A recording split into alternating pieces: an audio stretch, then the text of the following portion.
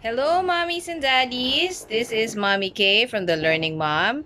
Today, I'm going to try to review the topic prefix and suffix with my 7-year-old, almost 8-year-old neurodivergent. He learned this in school already, but we're reviewing while classes are still suspended due to the volcano eruption. So, I've been trying to get him to separate it, write down the root word, and identify the prefix and the suffix to no avail. Stop shaking my arm, Lex.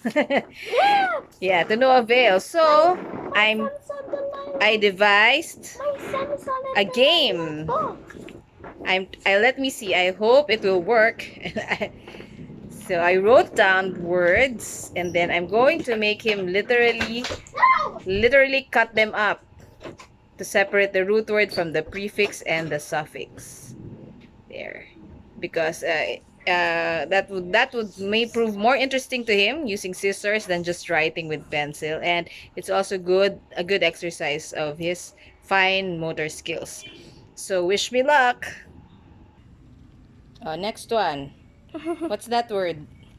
What's that word? VR. Yeah, the root word is breath. Like can I smell your breath? Diba? Yeah, that's the root word, breath. And less, don't cut it up anymore because this is already, no. If breath is the root word, less is prefix or suffix? Kuya, less is prefix or suffix? Prefix. Or is it less breath? If it's prefix, then it should be less breath.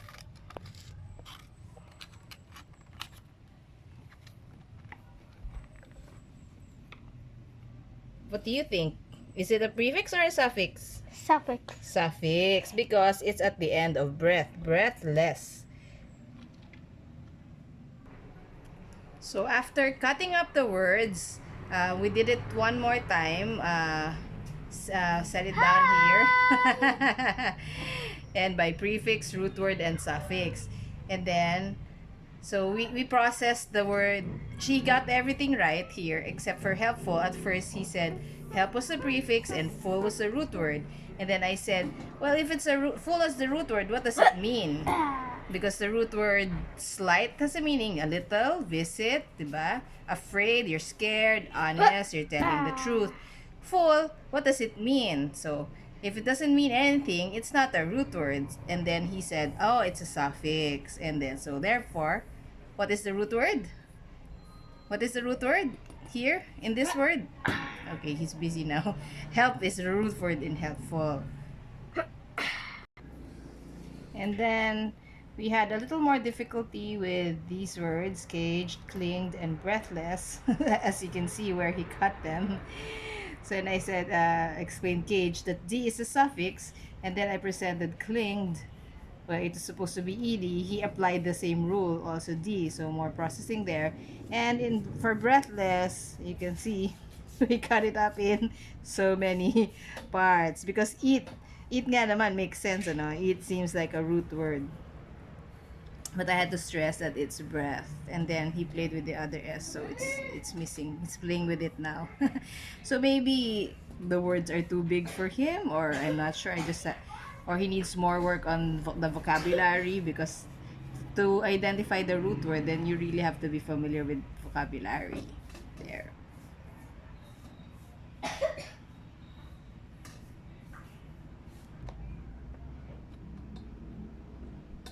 Okay, so with my son's permission, I'm showing you his work.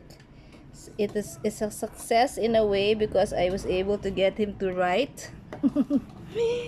And then and this part he already got frustrated, so because it's confusing, because when I follow the format from the teacher, the reviewer, and the prefix and the suffix is over here, the root word, prefix, suffix, then it got a bit confusing for him. Whereas when we did the exercise, yes, later we'll clean it up.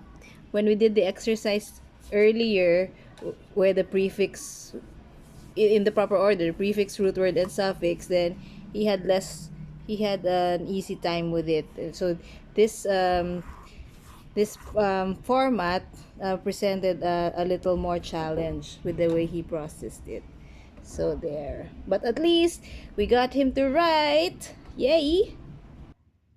So there you have it. I hope you picked up a thing or two from our exercise this afternoon. And this is also something you can do with your neurotypical kids. I'm sure they'll enjoy it. If like my eldest daughter, who at when she was at that age, she always wanted the our review and the learning to be fun and full of games and not just writing and writing. So it's something you can do with them as well.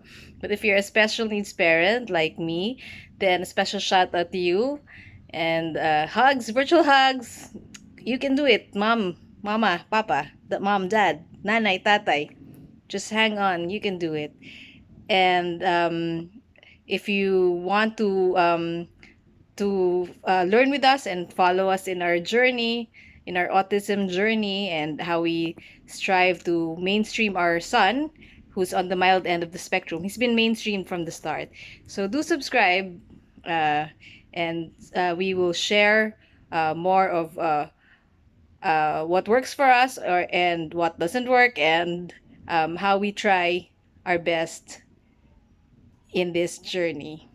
And it will make you. I thought I was already creative with my eldest daughter, who's neurotypical, but this journey made me realize that there's so much more creativity in you. You can actually stretch yourself more, and you can uh, you'll realize that there's more of you to give than you ever thought possible. So blessings to everyone, and till the next video. Thank you.